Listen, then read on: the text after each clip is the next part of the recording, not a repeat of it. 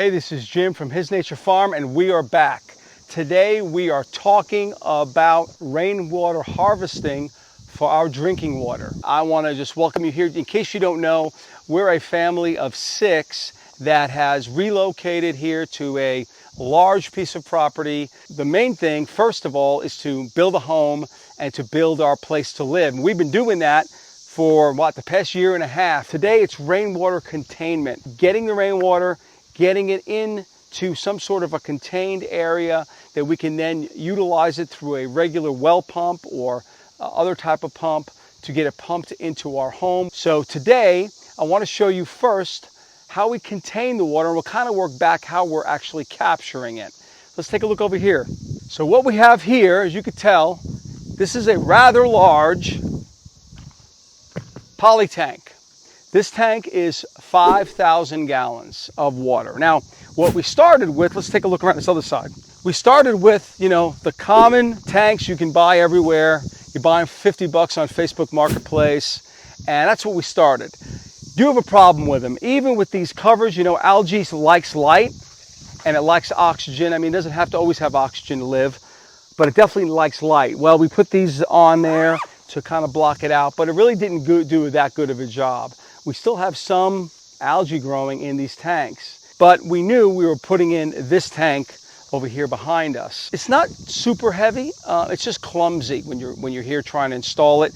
So thankful we have a couple of tractors and we got it up on here. I made a level pad and we put our tank in. Now our tank is installed, and let me just show you real briefly kind of how it works. It's really simple. On a water tank, particularly of this size, this is our overflow. So if it overfills too much, it'll come out this top 1.5 inch line going down, and it goes into an overflow. Now we could take this overflow water and we could put it out in the yard, but we decided, we're going to take this overflow water and put it into these tanks, and we're going to use it to water the garden. All right, why waste it if you can? But at the bottom, this is a 1 inch, actually it's a 2 inches right here. Take a look here, it's a 2 inch outlet. I have this going to a 1 inch valve, so we can shut this down if we want to. And this 1 inch goes out, and of course it's going to be insulated better for the winter. So here it goes into the ground here, and again, while we were doing the transition, we have our 1 inch going into our 1 inch underground. So this supply goes to our pump underground that we put in, goes to our well pump, which sits in our power shed or utility shed, if you want to call it that. And right now this is just temporarily still hooked up to these tanks until we're fully off it. But I'm going to tell you how cool this is. The best part about this is, let me show you this side first. Let me show you how we get the water into the tank. You'll see that's how we do it. We had gutters put in, and let's talk about this real briefly, because I think this is important. The question always is, well, what type of roof do we have to do to capture water? Is asphalt shingle roof good? A tile roof? Ceramic tile? Is it metal? What type of metal, right? And those sorts of things. After my research, a lot of it on YouTube, but after my research, ultimately, we did a galvanized metal roof. Galvanized metal, it's got no paint. Paint won't peel off. So we did a galvanized roof with galvanized gutters. We feel that is the best way to capture water and not have anything in the water that may be not good for you. Asphalt shingle is probably the least thing I would do. Now, if you're not drinking the water, no big deal. It ain't gonna matter for a garden, it's not gonna matter. Even for animals, not a big deal. But for our family, probably not gonna do it. So with asphalt. So anyway, we have a metal galvanized roof up here, and you can see, and we capture this with a 4 inch drain pipe. These are 4 inch, I want to be clear, thin wall drain pipe, okay? That's a 6 inch gutter system we have. Most new gutters are 6 inches. So 6 inches wide down into a downspout. That downspout goes into a 4 inch drain pipe. Again, thin wall drain pipe. Why I say that is because thin wall's cheaper. You don't want to go overspend money, and you don't have to spend on the Schedule 40 pipe, which is a lot thicker. So we have that coming down. Now you may ask yourself, why do you have 2 downspouts here? Well, because our gutter man said to us, hey, look, he said, you have a lot of roof here. And I don't know if you could see, this building is about 3,300 square feet. We have about 3,000 square feet of roof, square footage of roof And that was all designed on purpose to capture a lot of rainwater. But he said, look, if you go with one downspout, you're not going to be able to capture all the rain. It's going to overshoot the gutters. So they put in 2 downspouts close to the end. And then we mounted, as you could tell, our 4-inch drain. Now, you might see some black brackets up there. We're going to eventually paint them black. We kind of did it right now. I wouldn't say temporarily, but partially installed, because we're going to put siding up. And obviously, siding is going to go up first, and then we're going to have that on the outside and probably paint that black. So anyway, this is just one side. Now on our building, now, you know, here's the question people are going to ask is, well, can you get enough water? Well, where we are here in Tennessee, we get 44 inches of rain a year. And let me just give you a comparison of what that looks like if you can capture it on this roof. 1 inch of rain on this roof will capture 1,600 gallons of water. So you take that, divide 5,000 by 1,600. I haven't even done the math, but I'm assuming it's about 3.5 inches of rain, somewhere around there. 3.5 inches of rain will fill that tank up. Now, what does a family of 6 use? Well, obviously it varies, right? It varies on what a family of 6 uses. But if you want to have a good idea, look at your water bill. If let's say you're living in a home, a regular home, you're not doing it right now, look at your water bill. They will tell you how many gallons of water you use. Without conserving water, you're looking at about 10,000 gallons a month. Maybe less, maybe 7, maybe 8, but 10,000 gallons. So theoretically, a tank like this can run our family for 2 straight weeks, 2.5 weeks, with 0 rain and 0 input.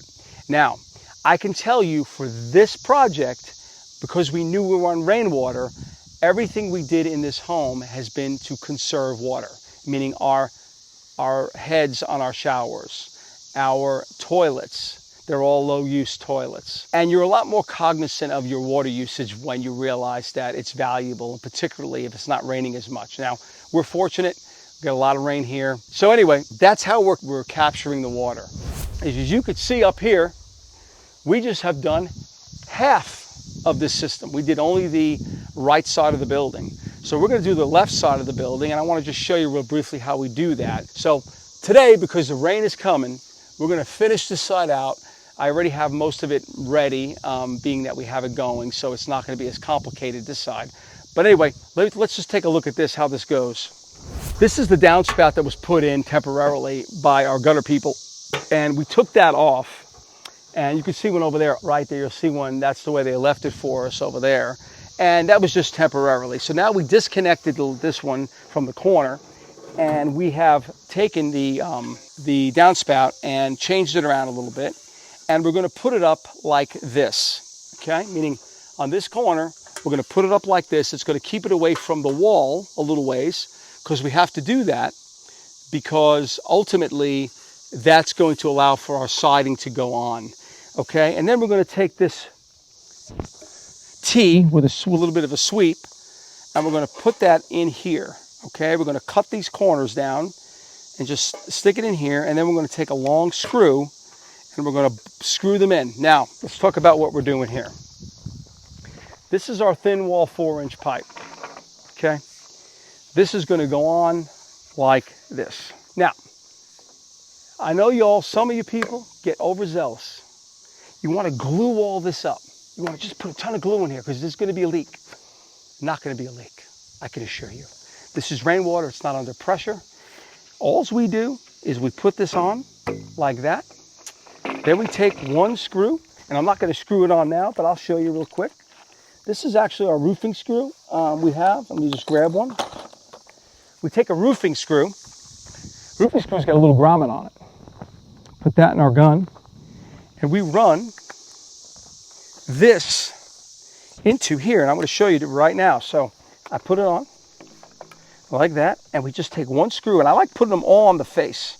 So this line means center. So we're going to just run this screw like this. Self-tapping. Self-tapping. And that's it. That is all you need. Now, why in the heck are we not gluing it? Well, it's not necessary. It's not going to leak, first. Second is, what if you have to take it down? We have to take it down. You're going to take the entire thing down in one piece. Okay? Now, this isn't very long. It's probably 10, 12 feet from gutter to gutter. But let's say it's going around that corner. Now you got to take the whole thing down in pieces, or you have to cut it apart. Don't do that. Screw it in with one screw. You need to take it off, you pop it out, separate it, it comes down. That's the best way to go ahead and do it. No issue at all. It will not fail. It will not come apart. Matter of fact, if you take the screw out, you might have a hard time just getting it out. So just to let you know. So that's what I really wanted to show you. What we'll do here, I did it once, so I guess I'm an expert. Actually, this will be the third time, okay? So anyway, we're gonna put it on like that because this is gonna be mounted to our gutter, and this end's gonna go into our drain. I'm gonna take the corners, and I'm just gonna put a cut in it, right? 1, 2, 3. Now you may say, Jim, why are you doing that? Well, I'm doing that because it will not fit. It will not fit in this 4-inch. So what I do, and you could do this with gloves if you want to be safe. Typically it's pretty good. I put the sides in like that, a little bit in, and then I bring this in and I kind of squeeze it. You can watch me cut my hand off in full color, HD. Okay, that's one.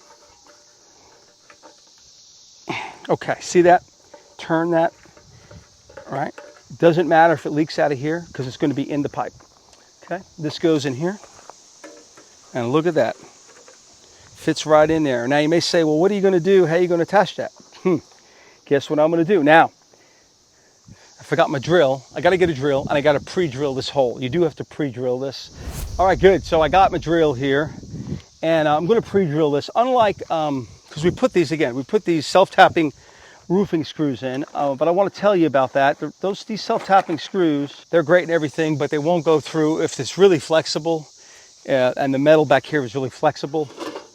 What'll happen is it won't penetrate. I'm trying to line that up, and I do it on the ground. The reality is doing it up in the air would be kind of silly. And that's what's great too. You can fit it all in and do it.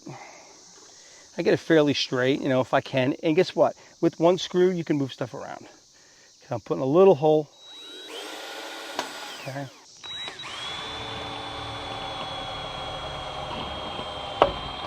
Okay, now that, believe it or not, that little bit gives you enough just to get this thing started. So I'm going to just put this in a little. I ain't worried about that yet. Okay. Now I'm going to line this up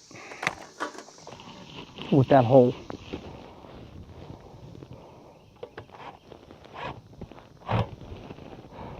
It's tricky. There it is.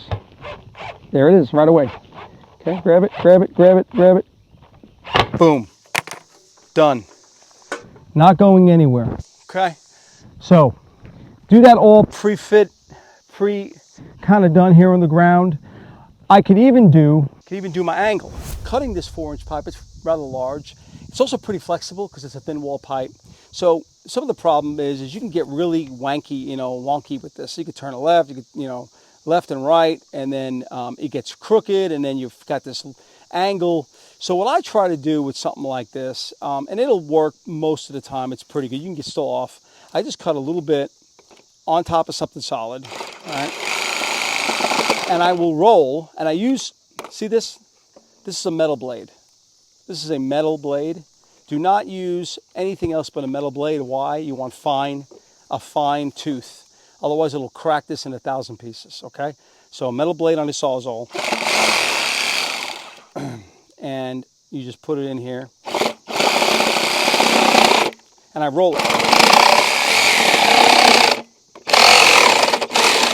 Sometimes this works, sometimes it doesn't. And today it worked. What I mean by that, sometimes you can get off, okay? Take those burrs off the edge and you see that's a pretty straight cut. And that's important, particularly, you don't want a big angle. You get an angle on this and this thing will be really angled and it'll be half in, and then you put the screw in and it's not even affixed. So anyway, so put that way in there. It's almost the whole way, as you could tell. And we want this 90. We know that this is going to be up. on here, and this is a little more tricky, so you want to be pretty exact. And you can see how exact that is. Now, I want to show you something on this. You may not be aware. You see this line here on this fitting? If you line this line up on the seam, you will have a 90-degree turn. This meaning this will not be going up or down, as long as you mount this properly. So what I'm going to do is I'm going to screw this in right now. Now, what I'm going to do is I'm going to screw it in, but I'm going to take off the long part. I'm going to mount that first. Okay, I'm going to mount our fittings first. Hey, I want to welcome you back to the next day. As you can tell, we got everything up, but we didn't have time to film or videotape, but I want to show you what the result was.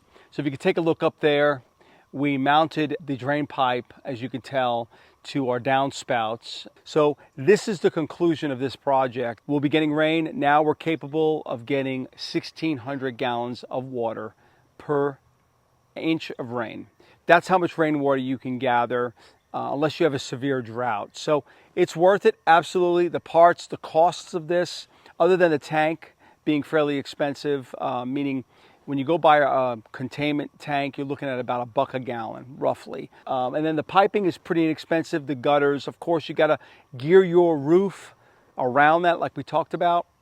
If you're going to do a metal roof, probably the best choice. So I hope this was helpful to you. Please remember to subscribe, make any comments you have. I'd love to hear from you.